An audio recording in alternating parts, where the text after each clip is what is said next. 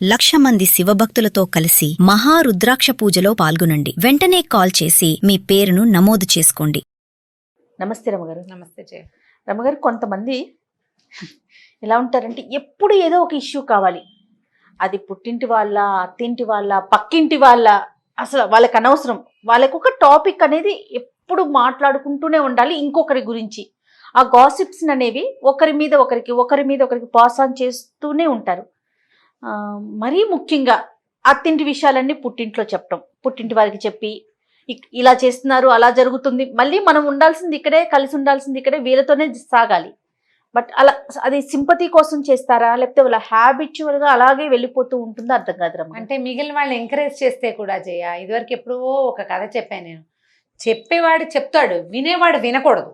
Yes, మీ అత్తారింటి సంగతులు మా దగ్గర చెప్పకు అనాలి. ఒకటి, పెద్దవాళ్ళు ఎవరైనా, ఫ్రెండ్స్ అయినా, అందరిళ్లలోనూ ఇలాగే ఉంటుంది. ఇప్పుడు ఎవరు అత్తగారులైనా దిగి రారు. ఎప్పుడు అత్తా కోడళ్ళు అంటే జనరల్ ఇష్యూస్ కదా జయ. ఇప్పుడు ఒక 20 ఏళ్ళు, 25 ఏళ్ళు, 29, 30 సంవత్సరాల దాకా ఓ పిల్ల ఓ పుట్టింట్లో ఒక చోట ఉంటుంది. అక్కడ నువ్వు ఆడిందాట పాడింది బాట. మీ అమ్మ నిన్ను లకార మకార ప్రయోగాలతో తిట్టినా నీకు ఓకేనే, అంతే. ఎందుకంటే మన అమ్మ కాబట్టి 2 చెంపకాయలు కొట్టు. రేపొద్దున రాత్రికి అన్నం తినకపోతే పిల్లలు చచ్చిపోతుంది, ఆకలేసి నీరసం వస్తుంది, కళ్ళ కింద నల్లతారులు వస్తాయని తల్లులు అన్నం పెట్టేస్తారు. పొద్దునుంచి తిట్టిపోసినా రాత్రికి పిల్ల అన్నం తినకపోతే దాన్ని నిద్ర పట్టదని, దానికి పీడకళ్ళు వస్తాయని ఇలా భావిస్తారు. దాన్ని తిట్టిపోసి పొద్దున్నుంచి వీలైతే 4 చెంపకాయలు కూడా కొట్టినా సరే రాత్రి పిల్లలకి అన్నం పెట్టాలని భావిస్తారు తల్లులు. మనమ్మ మన ఏమన్నా మనకి ఓకేనే కదా. ఇలా కొన్నేళ్ల పాటు పుట్టింట్లో ఇలా సాగించుకున్న పిల్లలు అత్తారింటికి వెళ్ళేసరికల్లా ఏమవుతుంది, ఇప్పుడు అత్తగారి సంగతి ఏమిటి? ఆవిడ ఓ కొడుకునో 25 ఏళ్ళు, 30 ఏళ్ళు, 36 ఏళ్ళు పెంచింది. ఓ పిల్లని తెచ్చి వీడికిచ్చి పెళ్లి చేయాలి. అత్తకి అభద్రతా భావం సాధారణంగా అత్తగారి పొజిషన్లో ఉండే వాళ్ళకి కొంత అభద్రతా భావం ఉంటుంది. ఎట్లా? పిల్ల తల్లికేమో అమ్మో నా పిల్లని అత్తాది పరంగా పెంచుకున్నాను, చేతుల్లో పెట్టుకున్నాను, చేతుల మీద నడిపించాను, దీన్ని వీళ్ళు ఏం చేస్తారో అని పిల్ల తల్లికి ఉన్నట్టే పిల్లాడి తల్లికి ఏమని ఉంటుంది, నేను ఇంతకాలం పెంచుకున్నాను, పిల్లాడిని ఇంత ముద్దుగా చూసుకున్నాను, దాని చేతుల్లోకి వెళ్ళిపోతాడేమో, అత్తారికి సొంతమైపోతాడేమో అన్న భయము, దిగులు ఏర్పడతాయి. ఇప్పటిదాకా పిల్లాడి మీద సర్వ హక్కులు నావి, వాడి సంపాదన నాది, పిల్లాడు నా పిల్లాడు. వాడికి 20 ఉండని, 35 ఉండని, 50 ఉన్నా కూడా నా కొడుకు, నేను పెంచుకున్నాను, కష్టపడి నే కన్నా. నువ్వు ఒకదాని మీద అందరూ కష్టపడితేనే కంటారు, కానీ నే కన్నాను. ఈ పిల్ల ఎందుకు చూసావా కొత్తగా వచ్చింది, అది లట్టుగా ఎగరేసిపోతుంది నా కొడుకుని. ఇప్పుడు ఎంత చక్కగా పెళ్లి చేస్తారో జయ, ఎంత బాగా వెతుకుతారో. బారెడు జడ ఉండాలి, నా లెక్క అయితే 4 కళ్ళు 6 జడ ఉండాలి. మీ కోడళ్ళక ఓకే ఉన్నా లేకపోయినా నా కోరిక అది. ఇప్పుడు నాకు ఉండొచ్చు కదా, నాకు 2 కొడుకులు ఉన్నారు, అందమైన పిల్లలు కావాలి. అందంగా ఉండకపోయినా నల్లగా ఉన్నా పర్వాలేదు, నలుపు తెలుపు గోల్ లేదు మాకు. ఒక 4 కళ్ళు 6 జడ, బాబు గారి బొమ్మలాగా కావాలి నాకు. ఓ దొరుకుతారు, వెతుక్కుంటాం ఇలాగే. ఇప్పుడు కొందరు వెతుకుతాం, అబ్బో పిల్ల మరీ పొట్టి, పిల్ల మరీ నలుపు, లేకపోతే పిల్ల సామంచాయిగా ఉంది, బొద్దుగా ఉంది, లేకపోతే మరీ బక్కగా ఉంది, ఇలా ఓ ఎంచుతారు. ఎంచగా ఎప్పటికీ కుదరలేదు అనుకో, కాంప్రమైజ్ పెళ్ళైతే చాలని పెళ్లి చేసేస్తారు. పెళ్ళైన దగ్గర నుంచి తల్లులకి ఏం అభద్రత ఉంటుందంటే, ఇన్నాళ్ళు నా సొంతమైన నా బిడ్డ వీడితో, ఈ పిల్లతోటి ఉండాల్సి వస్తుంది, డబ్బంతా విడిది, అదే తీసేసుకుంటుంది, విడి మీద ఆధిపత్యం దానికే వచ్చింది. నువ్వు ఆధిపత్యం కోసమే పెళ్లి చేసావు.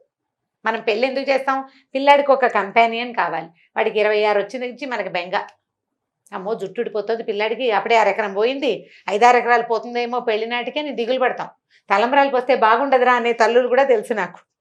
జుట్టు ఊడిపోయింది, తలంబ్రాల ఫోటోలు బాగా రావు, ఎక్కువ జుట్టు ఉండాలి దానికి, అప్పుడు అందంగా ఉంటుంది. ఇలా కూడా ఆలోచిస్తారు. ఇవన్నీ ఆలోచించి ఒక కొత్త పిల్ల రాగానే ఏమంటే దానికి వాడు తానా తందానా అంటాడేమో, ఎంతసేపు పిల్ల కలిసి తిరుగుతూ నన్ను వదిలిపెట్టేస్తారేమో, పిల్లాడు నన్ను వదిలేస్తాడని ఎంత దిగులు పడతారు. ఇదే పని మనం 30 ఏళ్ల క్రితం చేసాం అని గుర్తుండదు. అంతేగా, మన భర్త దగ్గరికి మనం వచ్చినప్పుడు మనకి పిల్లాడు కలిగాడంటే నువ్వు సంతానం కలిగించుకున్నావు, మీ అత్తగారు కూడా ఇదే ఫీల్ అయ్యింది కదా అని కొడుకు తండ్రులకి తోచదు. కూతుళ్ళ తల్లులకి నువ్వు కూడా ఇలాగే మీ అమ్మ దగ్గర నుంచి బయటకు వచ్చావు, ఓ ఇల్లు వాకిలి ఏర్పరచుకున్నావు, అత్త మామతో ఏదో సజావుగానో ఇంకో రాగంగానో ఎలాగోలాగా ఉండి నెట్టుకొచ్చావు. నీ కూతురు కూడా దాన్ని చెయ్యాలి. నువ్వు వివాహం చేస్తున్నావు, నువ్వు చేయదలుచుకుంది పెళ్ళి. నేను బాగా పెంచుకున్నాను, మా పిల్ల ఎవరి మాట విందంటే అలా ఎలా కుదురుతుంది? అసలు అప్పుడు ఇద్దరు రెండు వైపుల నుంచి పెళ్లి పెళ్లిళ్ళు చేయమాకండి, చక్కగా ఎవరింట్లో వాళ్ళు ఎవరింట్లో వాళ్ళు హ్యాపీగా ఉంచుకోవచ్చు. ఇప్పుడు ఇలాంటి మా పిల్ల ఎందుకు లొంగాలి, మా పిల్ల ఎందుకు మాట వినాలి, నా పిల్ల ముందు నుంచి చక్కగా సంపాదన పర్రాలు, ముందు నుంచి దాని జీతం ఉంది, అది అసలు ఒక్క ఇంట్లో ఇటు పుల్ల తీసి అటు పెట్టలేదు, అరిచేతుల్లో పెంచాము. అరిచేతుల్లో ఎందుకు పెంచాము? దీని పుల్ల తీసి అటు పెట్టకపోతే దాని బట్టలు అది కట్టుకోవటం కూడా రాదు, దానికి అది కూడా రాదు. ఇప్పుడు కష్టపడేది ఎవరు? పిల్లలు కదా. ఇప్పుడు కాబట్టి అత్తగారు పని చేయమంటోంది, ఏమి పని చేయకుండా ఉంటే నేను ఎలా చేస్తానని అత్తగారు అంటే తల్లులకి నచ్చదు. తల్లులకి నచ్చకపోగా పైగా కూతురు మీ అత్తగారు ఎలా ఉంది అని అడిగి అదేదో చెప్పగానే ఆవిడ అలాగా ఆవిడ ఇలాగా అని వీళ్ళు మాట్లాడతారు. ఆడపిల్లలకి ఎలా ఉంటుందంటే అమ్మలాగానే చూడాలి అత్తగారు. న్యాచురల్ కదా జయ, మనం అలా చెప్తుంటాం. కూతుర్ని కోడల్లాగా చూసుకోదు, కోడల్ని కూతురులాగా చూసుకోవటం, అత్తగారిని అమ్మలాగా చూసుకోవటం.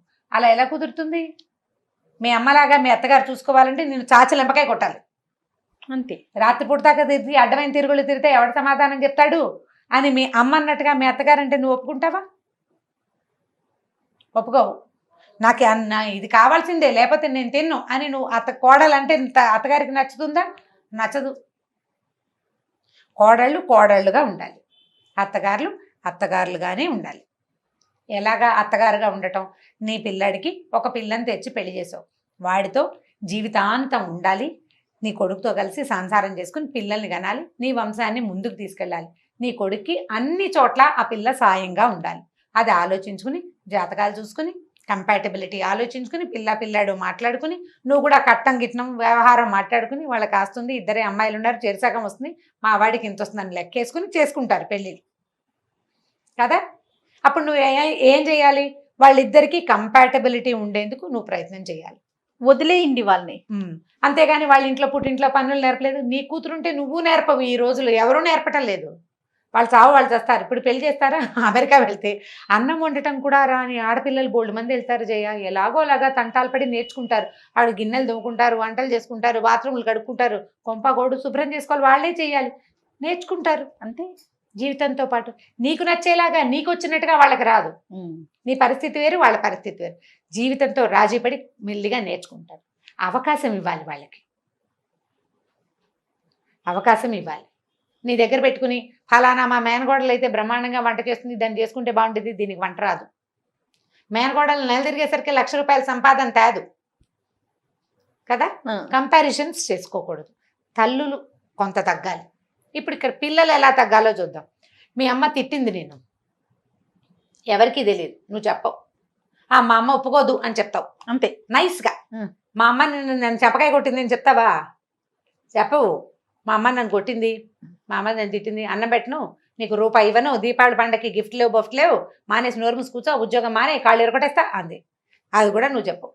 అమ్మో మా మమ్మీ ఒప్పుకోదు అని చెప్తావు. అదే మీ అత్తగారిది ఎందుకంటే ఏం నేర్చుకోలేదంటే మా అత్తగారు నన్ను ఇలా అందని ఊరు వాడా ప్రచారం చేస్తావు, ఇరుగు పొరుగు అందరికీ చెప్తావు. మా అత్త అలా అంది, మా అత్త ఇలా అంది, మాది చెప్తావు. నువ్వు మీ అమ్మ గురించి చెప్పలేదు కదా. అమ్మకి ఏమైనా రహస్యాలు ఉంటాయి, అమ్మకి పుట్టింట్లో డీలింగ్స్, అమ్మకి నాన్నతోటి పడదు, వాళ్ళిద్దరు తెక్కొట్టుకుంటారు, అవి కూడా ఏ కూతురు ఎవరికి చెప్పదు, ఏ కూతురు చెప్పదు. అత్తగారి రహస్యాలు మాత్రం అందరికీ ఎందుకు చెప్తావు నువ్వు? పైగా పుట్టిల్లు వదిలిపెట్టేస్తాం, మన పద్ధతి అదే కదా. అంతే. ఓ 25 ఏళ్ళకో 30 ఏళ్ళకో పుట్టిల్లు వదిలేస్తే అక్కడి నుంచి ఎలా వదిలేస్తాం?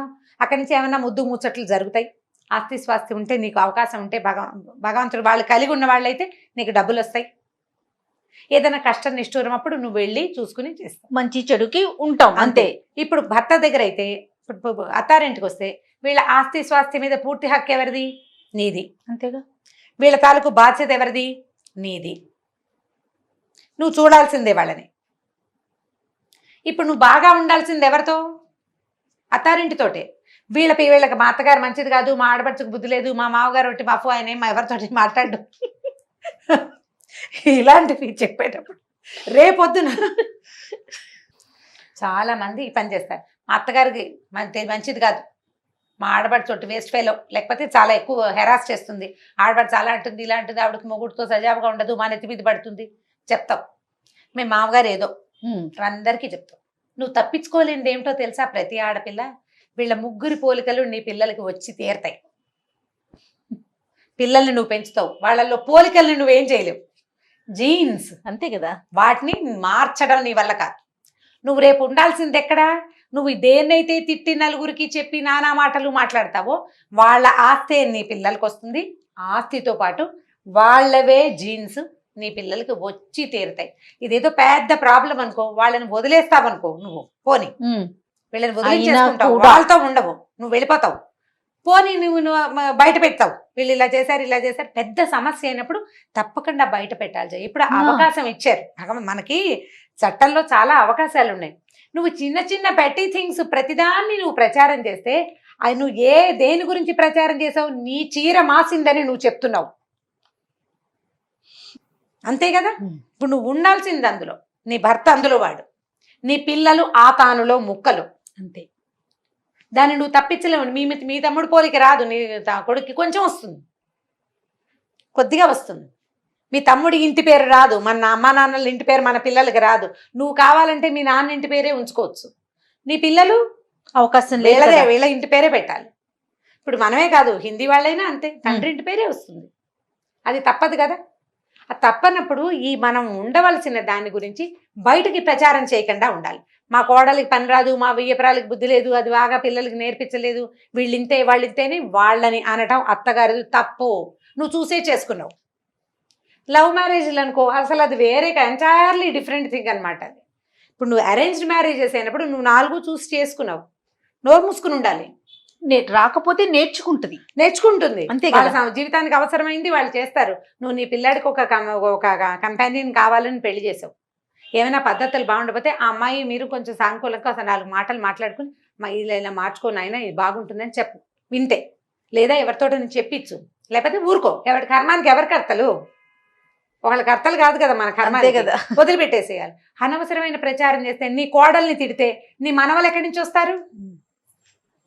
కాదు రమ్మగారు, ఇంకొక విషయం అర్థం కాదు. ఈవిడెళ్ళి 100 మందికి చెప్పుకుంటది, కోడలెళ్ళి 100 మందికి చెప్పుకుంటది, మళ్ళీ ఇద్దరూ కలిసి ఒక గూట్లోనే ఉండాలి, ఒక చోటే ఉండాలి. ఈ అమ్మాయి పద్ధతులు మంచివి కాదు. అసలు నేను చాలా మంది అత్తగారిని అట్లా చూస్తాను చెయ్య, ఎంత సింపుల్ గా కోడల మీద మాట్లాడేస్తారు అనేస్తారు. ఎంత అసలు నోటికొచ్చిన చెడ్డ మాటలు, లకార మకార ప్రయోగాలే చీదరగా. వీళ్ళతో ఇట్లా మాట్లాడకూడదన్న ఇంగితం కూడా ఉండదు, ఓపెన్ గా అనేస్తారు. ఆ అమ్మాయిని నీ కొడుకు జీవితంలో ఉంటుంది. ఆ అమ్మాయి వల్ల కలిగిన సంతానమే, అమ్మాయి వల్ల కలిగిన సంతానమే నీ పిల్లలతో నీ పేరుని ముందుకు తీసుకెళ్తాయి, నీ కుటుంబాన్ని ముందుకు తీసుకెళ్తుంది, నీ ఆస్తికి వాళ్లే వారసులు అవుతారు. వీళ్ళు ఎలా ఉండాలంటే, వీళ్ళని కూతుళ్ళని ఎంకరేజ్ చేయకూడదు, తల్లుల్ని కోడళ్ళని తిట్టడానికి. నువ్వు ఇంకో చోటి కోడలుగా వెళ్తావు, నువ్వు ఇంకొక ఇంటి కోడలివి, నువ్వు సరిగా ఉండాలి, మీ అమ్మని సరిగా ఉండివ్వాలి. ఈ కూతుళ్ళేమో తల్లుళ్ళకి చెప్పకూడదు, తల్లులు కూతుళ్ళని ఎంకరేజ్ చేయకూడదు. ఒక చోట కూతురేమో తల్లిని సరి చేయాలి, ఇంకో చోట తల్లి కూతురిని సరి చేయాలి. అమ్మ ఇలాగే ఉంటుంది, నువ్వు కొత్త చోటికి వెళ్ళావు, వాళ్ళతో అడ్జస్ట్మెంట్ కొంచెం కష్టం, వాళ్ళ పద్ధతులు వేరు, వాళ్ళ వంటలు వేరు, వాళ్ళ ప్రవర్తనలు అవి వేరు, మెల్లిగా అడ్జస్ట్ అవ్వు. ఉద్యోగం చేసుకున్నావు, చదువుకున్న పిల్లవి, నీకు 4 చెప్పక్కర్లేదు. మీరు ఫస్ట్ లో అన్నట్టుగా ప్రతిదీ వినకూడదేమో రమ్మగారు, వినకూడదు. అత్తవారింటి సమస్యలు కూడా తప్పదు. చిన్న చిన్న పెట్టి థింగ్స్ కి ఎందుకంత ఇంపార్టెన్స్ ఇవ్వాలి? ఇంతకేమిటంటే అందరం ఓ చోటే ఉండాలి, అంతే కదా. ఇలా పైగా ఈ చెప్పినవి వింటారు. ఇదే కాదు, చుట్టుపక్కల వాళ్ళు వినేవాళ్ళు కూడా చాలా మంది ఉంటారు, ఫ్రెండ్స్ కూడా. వాళ్ళ అత్తగారు చాలా దుర్మార్గురాలని ఇంకో 10 మందికి చెప్తారు. నువ్వు ఎంతమంది మాటలు విన్నావు? ఒక అమ్మాయి మా అత్తగారు మంచిది కాదని నీకు చెప్పింది, నువ్వు ఎలా డిసైడ్ చేస్తావు? రెండో పక్క విషయం నీకు తెలియదు కదా. నీతో ఫ్రెండ్లీగా మాట్లాడే నీ ఫ్రెండ్ అత్తగారితో ఏమంటుందో కదా. ఇప్పుడు ఇలా ఫ్రెండ్స్ కూడా వినేటప్పుడు ఇలా ఉంటాయి, ఇలాంటివి జరుగుతాయి. చుట్టుపక్కల వాళ్ళైనా అత్తారిళ్లలో ఇవి సామాన్యం. మీ అత్తగారితో కలిసి ఉండాలి, పెద్దవాళ్ళు, నీ బాధ్యత వాళ్ళని చూడటం. వాళ్ళ ఆస్తి స్వాస్తి నీ పిల్లలకే వస్తుంది రేపొద్దున, సాయిదా ఫాయిదాగా పోవాలమ్మా అని చెప్పేస్తే 4 మాటలు చాలా ప్రధానమైంది. విన్నవాడు పరమ దుర్మార్గుడు. ఎవరైనా ఆడైనా మొగైనా. మనకి ఆయన పేరేంటి, మన శ్రీపాద సుబ్రహ్మణ్య శాస్త్రి గారి కథ ఒకటి ఉంది. ఈ కాసికలు చెప్పే వాళ్ళని ఏం చేయాలో అని ఒక జమీందార్ గారు గుమాస్తాను అడిగేట. ఏముంది బాబు, విన్నవాడి చెవులు తెగ్గొడితే సరే అని చెప్పేట ఆయన. వాళ్ళ చెవులు కత్తిరిచేస్తే ఇక చచ్చిన వినరు. ఒక అత్త కోడళ్లే కాదు రమ్మగారు, అన్నదమ్ముల మీద అది పెళ్లి చేసుకుని బయటకు వచ్చేసిన తర్వాత అన్నదమ్ముల్ని తిట్టిపోసే వాళ్ళు కూడా ఉంటారండి. అక్క చెల్లెల్ని, అన్న తమ్ముల్ని ఎంతసేపు ఇది ఇట్లా అంటే అసంతృప్తులు పాస్ జీవితంలో చేస్తూ ఉంటారు. అసంతృప్తి. మా అన్నయ్య ఎలా చేశాడు, చిన్నప్పుడు ఇలా చేశాడు, అలాగే ఏదో అయింది, ఇదేదో అయింది, ఏమిటో ఆ అయింది. అన్నతోనో తమ్ముడితోనో మాట్లాడుకోవచ్చు, మాట్లాడరు. మాట్లాడరు. 10 మందికి చెప్పి సింపతిని Gain గెయిన్ చేసుకోవాలని చూసుకుంటూ చూస్తారు. ఉంటారు. అన్ని తప్పులే ఇవి. అంతే. మానవ సంబంధాలు బహుపల్సటి విజయ, వాటిని కాపాడుకోవాలి. ఇబ్బంది ఇప్పుడు ఆస్తులు అన్నదమ్ములు లాగేసి ఆడపిల్లలకి ఇవన్నీ చోట్లు ఉన్నాయి, లేదని అన్న. అవునవును. ప్రతిదానికి పిడికి బియ్యానికి ఒక మంత్రం కాదు చూడు. నిజంగా సీరియస్ ఇష్యూ ఉంటే తప్పకుండా రచకెక్కాల్సిందే. చిన్న చిన్న వాటికి గొడవలు పెంచుకోవద్దు. ఇతరులకి మీ కుటుంబం గురించి చెప్పుకోకూడదు. నీ గురించి చెప్పినట్టే నేను చెప్పే కదా సింపుల్ గా, నా చీర మాసింది చూడు అని ఎదుటివాడికి నువ్వు చూపించచ్చా? చూపించకూడదు. బట్ట మాస్తే ఏం చేస్తాం, మన చీర మాసి కనిపించకుండా కవర్ చేసుకోవాలి. దాన్ని కవర్ చేసుకోవడం చేత అయితే నీ జీవితం గుట్టుగా సజావుగా వెళ్తుంది. నువ్వు 4 సార్లు అంటే మేము కవర్ చేస్తాం, వాళ్ళు చేయకపోతే అంటారు. ఎక్కడో చోట మొదలెట్టాలి కదమ్మా. అది నీ వైపు నుంచి మొదలుపెట్టు. ఇప్పుడు నువ్వు కోడలుగా ఉన్నావు, నీకు ఈ ప్రాబ్లం ఉంది అత్తగారితోటి, నువ్వు ప్రశాంతంగా ఉండడానికి ట్రై చెయ్యి. ఈ ఇబ్బంది వస్తుంది కాబట్టి నేను ఇట్లా ప్రవర్తించకూడదు నా కోడళ్లతోటని, రేపు వచ్చే తరపు కోడళ్లతోటి నువ్వు బాగా ప్రవర్తించు. నీ ఫ్రెండ్స్కి చెప్పు, ఇలాగే ఉంటుంది, మనం సర్దుకోవాలి, పెద్దవాళ్ళతో ఇలా చేయకూడదు, చిన్నపిల్లలతో ఇలా ప్రవర్తించకూడదు, రేపు మనకి కోడళ్ళు వస్తారని నువ్వు ఆలోచించు. ఈ ఆడపిల్లల్ని కోడళ్ళని కాల్చుకు తినే అత్తగారులైనా, నిన్న దాకా మనం అత్తగారులతో పడ్డాము, మన కూతుళ్ళు పడతారు. ఈ పద్ధతి మార్చుకోవాలి. ఈ అమ్మాయి మన కొడుకుతో ఉండటానికి ఇల్లు వాకిలి అన్ని వదిలిపెట్టి మన దగ్గరికి వచ్చింది. అమ్మ నీ నాన్నని వదిలిపెట్టి వస్తారు కదా, దీంతో బాగా ఉండాలని పెద్దవాళ్ళు అనుకోవాలి. 2 చేయ ఇవి. ఇప్పుడు నువ్వు ఎంత తీర్చినా సరే ఈ సమస్యలు తీరం. ఎవరికి వాళ్ళు సర్దుకుంటేనే తీరం. అవునండి, 2 వైపుల నుంచి జరగాలి. ఇద్దరూ సర్దుకోవాలి, ఇద్దరూ కొంత తగ్గాలి. పైగా వీళ్ళు ఏం చేస్తారు తెలుసా, తల్లులకి అపరిమితమైన ప్రేమ కొడుకంటే, భార్యలకి భర్తలంటే చెప్పరాని ప్రీతి. వీళ్ళ బంధం ఒకటి, ఇద్దరికి శరీర సంబంధమైందే. తల్లి కన్న ప్రేమ, భార్యకి భర్తతోటి ఉండే ఆపేక్ష. వీళ్ళిద్దరూ కొట్టుకు చచ్చి తాము అత్యంతంగా ప్రేమించే వాడికి నరకం చూపిస్తారు. అవునండి. మనం దేనికోసం లాగుతున్నాం, అసలు ఎవరి వల్ల కనెక్ట్ అయ్యామో మనం, వాడికి నరకం చూపిస్తారు. వీళ్ళిద్దరు వద్దు నాకు అనిపించేలాగా చేస్తారు, వాళ్ళు పారిపోయేలాగా చేస్తారు. మరి దేనికోసం మీరు కొట్టుకునేది ఎందుకు? ఒకటి కోసమే కొట్టుకుంటున్నారు. ఆ ఒకడిని సంతోష పెట్టాలి కదా. 2 వైపుల నుంచి తల్లి ప్రేమగా ఉండాలి పిల్లాడితోటి, పోనీలే పిల్లాళ్ళు కోడలు అని అడ్జస్ట్ అవ్వాలి. భార్య కూడా పాపం నా భర్తకి వాళ్ళ అమ్మ అంటే ఇష్టం, తల్లి లేకపోతే ఎవరు మాత్రం ఎలా ఉంటారు, రేపొద్దున నా పిల్లలైనా ఇంతే కదా అని భార్య అనుకోవాలి. మీరు ఎవరి వల్ల కనెక్ట్ అయ్యారో వాడిని సంతోష పెట్టడం మీ ఇద్దరి విధి. అంతే. వాడిని హాయి సంతోష పెట్టకపోతే పీడా పోయిరి, ప్రశాంతంగా ఉండనియాలి కదమ్మా. అంతేగా. ఇప్పుడు ఈ స్ట్రెస్ఫుల్ జీవితాల్లో వీళ్ళ కొట్లాటల్లో ఈ మగవాళ్ళు చేరి పాపం వాళ్ళకి పిచ్చి వెర్రి ఎత్తుతుంటారు, వాళ్ళకి కౌన్సిలింగ్ కావాల్సి వస్తుంది. అవునండి. నేనంటాను వీళ్ళిద్దరి ఇవన్నీ నవ్వొస్తుంటాయి, ఇవి వస్తాయి కొన్ని వ్యవహారాలు ఇట్లా. మా అత్తగారి గురించి గంటల తరబడి వినాలి మనం. మీకు చెప్పేటప్పుడు నేను గంటల తరబడి వింటే ఎందుకు చెప్తారు, ఏం చెప్పినా ఎన్నిసార్లు, అప్పుడు ఎలా చేశారు, ఇప్పుడు ఇలా చేశారు, ఇప్పుడు ఇదంతా ఒకవైపే. అత్తగారితో మాట్లాడితే ఇంకో రకం వెర్షన్ వస్తుంది కదా, వస్తుంది కదా. అందుకని ఎందుకు వచ్చిందని ఇద్దరితో మాట్లాడితే నా తల వాచిపోతుంది, అసలే జుట్టు ఊడిపోతుంది అనుకుంటాను నేను. వీటి మధ్యలోకి వెళ్ళకూడదు, మనమే వెళ్ళకూడదు. అంటే మధ్యలో ఉన్నవాడి పరిస్థితి ఏమిటి చూడండి, అతను తప్పించుకోలేడు, తల్లిని వదులుకోలేడు, భార్యని వదిలిపెట్టలేడు. పోనీ వదిలేస్తావు, ఎంతమంది పెళ్ళాలని వదిలేస్తారమ్మా? తల్లులు కదా, మార్పు రావాల్సింది. ఖచ్చితంగా మార్పు రావాలి ఇద్దరి వైపు నుంచి. ఎక్కడైనా సరే తల్లులు సరిగా ఉంటే అబ్బాయి తల్లి గాని అమ్మాయి తల్లి గాని, అబ్బాయి అమ్మాయి బాగుంటారు. అంతే. ఆలోచించి చూడండి, అవునా కాదా అని. డెఫినెట్ గా రమ్మ గారు. ఓకే అండి, ఇంకొక టాపిక్ తో మళ్ళీ కలుద్దాం. రమ్మ గారు నమస్తే. తప్పకుండా జయ, నమస్తే. ఈ వీడియో కనుక మీకు నచ్చినట్లయితే లైక్ చేయండి, షేర్ చేయండి. మరిన్ని వీడియోస్ కోసం మా ఛానల్ ని సబ్స్క్రైబ్ చేసుకోండి.